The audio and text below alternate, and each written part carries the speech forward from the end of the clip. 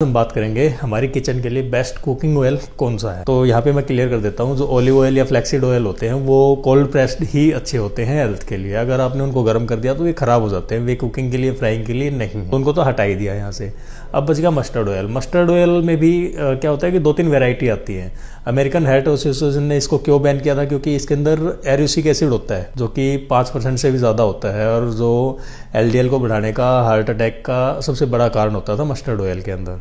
But अब क्या है कि मस्टर्ड ऑयल की ब्रीड्स हैं वो इतनी हाइब्रिड की गई हैं, रिसर्च की गई, और एक कैनोला ब्रीड डेवलप की गई जो कि मेनली कनाडा से ड्राइव्ड है, और इसके अंदर जो एरुसिक एसिड है वो 2% से भी कम हो गया। तो अब वो वाला सीन भी खत्म हो गया कि हाई एरुसिक एसिड है उसकी वजह से LDL बढ़ेगा या हार्ट का इश्यू होगा।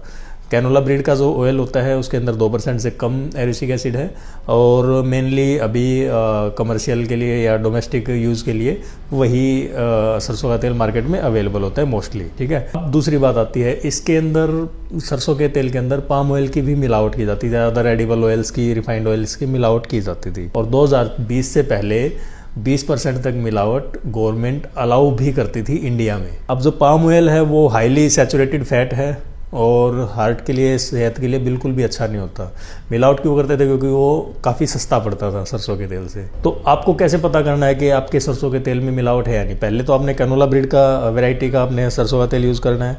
दूसरा, उसमें चेक करना है कि इसमें मिलावट तो नहीं है। तो पता कैसे चलेगा? आप घर पे कैसे पता कर सकते हैं? घर पे आपने सरसों के तेल का कलर देखना है। जो पाम ऑयल होता है वो लाइट येलो कलर में होता है, और जो प्योर सरसों का तेल होता है वो डार्क येलो कलर में या हल्का सा ग्रीनिश कलर में होता है।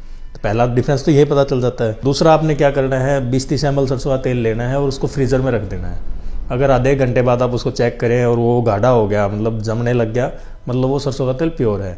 अगर उसमें पाम ऑयल की मिलावट रहेगी तो पाम ऑयल है वो हाई, जो लो टेम्परेचर रहते हैं, ज़्यादा लो टेम्परेचर पे भी लिक्विड ही रहता है, क्योंकि वो हाईली सैचुरेटेड फैट होता है। कुकिंग कैसे करते हैं? क्योंकि प्योर सरसों का तेल है, अगर मिलावट नहीं होती तो वो काफ़ी पंजेंट रहता है, गले में जलन सी करता है। ठीक है, तो उसका एक सोल्यूशन ये है कि आप जब तेल को गर्म करते हैं, तो तेल को पकाना जिसको बोलते हैं, आपने तेल को गर्म किया, स्मोक पॉइंट पे गया तो हल्का सा स्मोक आने लगता है, धुआं उठने लगता है, तो उस टाइम पे आपने सरसों के तेल में थोड़ा सा पानी डाल देना, छींटे डाल देने पानी के। इससे क्या होगा कि एकदम से जो वेपर्स बनेंगे तो उसमें तेल की पंजेंट स्मेल है वो निकल जाती है, और उसके बाद आप इसमें कुकिंग कीजिए।